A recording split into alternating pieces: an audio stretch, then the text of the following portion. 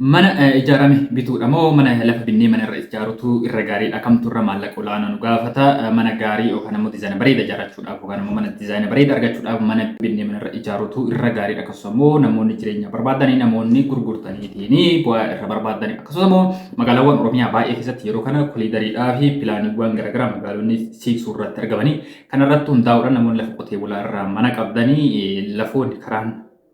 otoo hin tuqin hafanii yeroo kana maaltu itti aana akkasumas mootoyyuu namoonni pilaaniin naannoo keessan hin geenne ijaaruu moo haadhiif waan akkasii gaafiin baay'ee waan ka'uu fi kanarratti hundaa'uudhaan waan deebisinii ta'a jedhee yaade qabadhee isin dhufee jira ittaansuudhaanii mana bolokkeettiidhaan ijaaru moo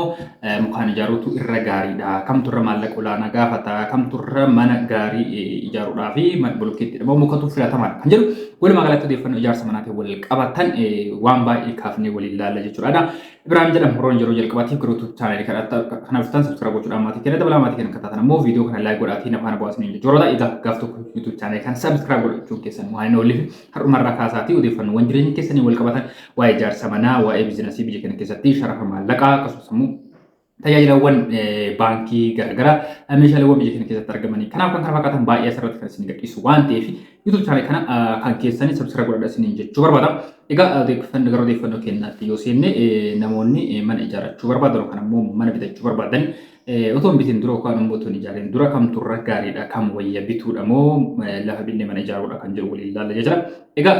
namoonni biyya keessaa namoonni biyya keessa hin jirre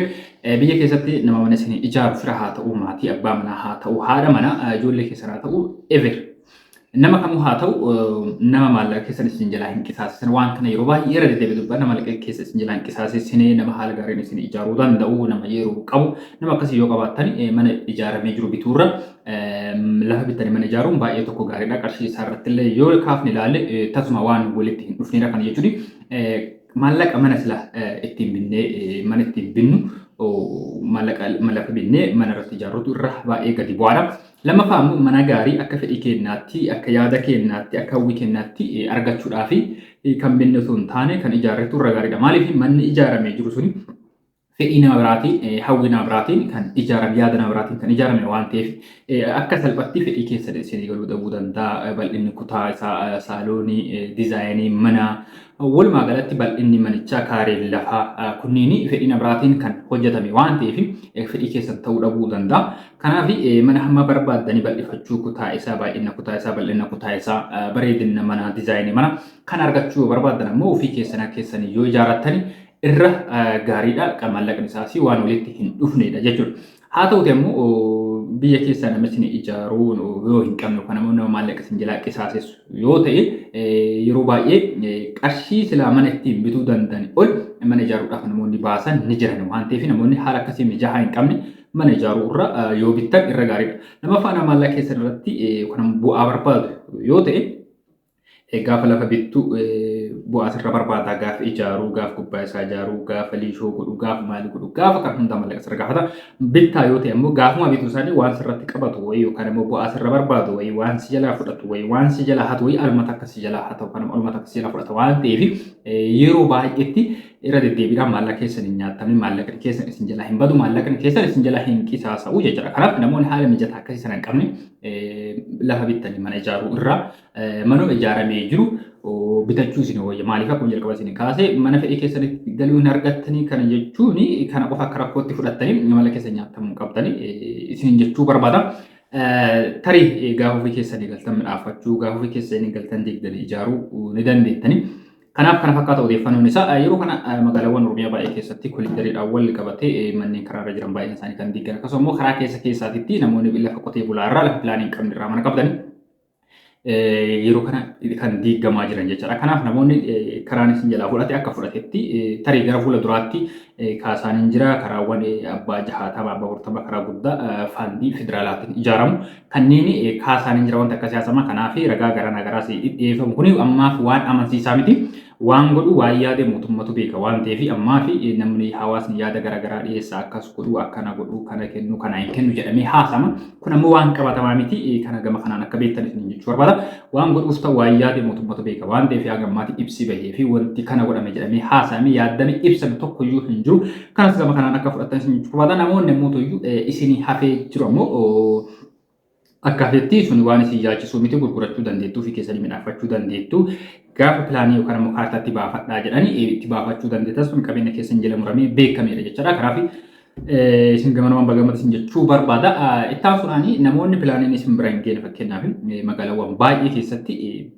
lafa qotee bulaa irratti manneen ijaaramanii baay'ee fagaatanii jiran isa kana immoo al takkatti mootummaan kaartaatti hojjisiisu irraa qoodee bara baraan turtii waggaa 2-3 booda akkasiin kan hojjetu waan ta'eef namoonni naannoo ammatti isin bira hin geenne pilaaniin karaa wanta akkasii isin bira hin geenne sun gara fuula duraatti sunis wanti beekamu tokko hin jiru tarii hamma waggaa sanii keessatti fakkeenyaaf lafa amma reef karaan itti baaru kana yoo fudhattan inni kun dura lafa qotee bulaa ture waggaa 5 waggaa 6 kan ammoo pilaanii irra deebi'ee kan hojjetamu waggaa 8 waan akkasii tura. Waggaa kana keessatti kan ijaarii itti galee jireenya isaa keessatti geggeeffatee waan baay'ee keessatti argate ijaaree kan gurguratee waan baay'ee irraa argatee jireenya isaa ittiin jijjiirate jireenya waggaa hammaa kana jechuun waan baay'ee. Kanaaf isaan sunis adeemsuma saniin itti fufanii jecha namoonni achirraa qabdan gurgurachuu itti ijaarachuu maal gochuu ni dandeettu haa ta'u ta'uu akka seera mootummaatiitti dhorkaadha jechaadha. Kanaaf taasifamuu odeeffannoo biraan gahu namoonni lafa pilaanii qabu kan immoo kan pilaanii hin qabne isaa ta'u mana pilaanii qabu kan pilaanii hin qabne isaa ta'u bittaa fi gurgurtaa irratti ulaagaawwan garaagaraatu jira seerota isin guutuu qabdantu jira faayiloota garaagaraa kan isin naa bitatuu fi namni gurguratu ittiin wal jijjiirantu jira. Kanaaf waan kana yeroo baay'ee irra deddeebi'ee dubbadheera namni irra deddeebi'ee waan gaafatanii fi even lafuma seera qabeessa lafa kaartaa pilaanii qabu mana kaartaa pilaanii qabu mana babbareeda yeroo gurguraman manichi suni liqaa baankii qabaachuu danda'a gibira bara baay'ee qabaachuu danda'a. Kanaaf otoo hin bitatin dura gibira hamma bara bitu fakkeenyaaf bara 2018 yoo ta'e namni bara kana mana bitatu namtichi gurguratu hamma bara kanaatti baree gurguruu danda'uudha qaba. Tarii namoonni hubannoo akkasii hin qabne namoota hubannoo qabanii ulaagaa yookaan tartiibni mana ittiin bitamu faayiloota jiran akkamitti akka wal jijjiiru kana anaa beekoliin xumurachuu qabdanii. Gibira hamma bara isin bittanii sanatti gibira sarara jiru irraa kaffaluu mana keessan idaa irraa bilisa godhee isin dabarsuu danda'uudha qaba isin jechuu barbaada. Kanaaf liqaa baankii irraa bilisa ta'uu isaas cheek gochuu qabdanii gibiras kaffalee jiraachuu irraa cheek godhuu qabdanii nama hanga waggaa 5 waggaa 4 fa'a hin kaffalleetu jira waan ta'eef kun gaafa walitti dabalamu yeroo kana ammaa kana qaala'insa jireenyaatiin wal qabatee gibirri waggaadhaan namoonni mana kaffalan baay'ee tokko gurgurtaadha jechaadha. Waggaa baay'ee walitti dabalame hamma gatii mana saniif akka ga'utu jira waan ta'eef isa kanarraa bilisa ta'uu isaa cheek gochuu qabdanii. Lammaffaa immoo maqaa namticha isin waliin xumurataa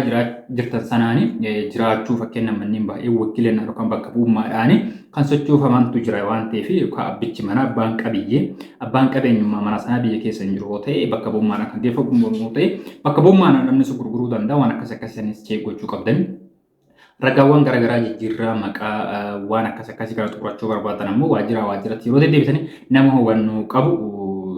isin xumuroo qaba yeroo kana maallaqaanis namoonni xumuran jira firaanii nama keessanii namaatii keessa nama hubannoo akkasii qabu saniin akka xumuratan jechuu barbaada. Namoonni lafa qotee bulaa bittan yookaan immoo lafa kaartaa pilaanii qabu lafa amma caraqaa jedhamee waamamu kana namoonni bittanii inni kunis seera ittiin bibbitamuu qaba ulaagaa ittiin bibbitamuu qaba waan ta'eef akka seera mootummaatiif dhorkaadha lafa duwwaa gurguruu dhorkaadha mana yoo ta'e alatti.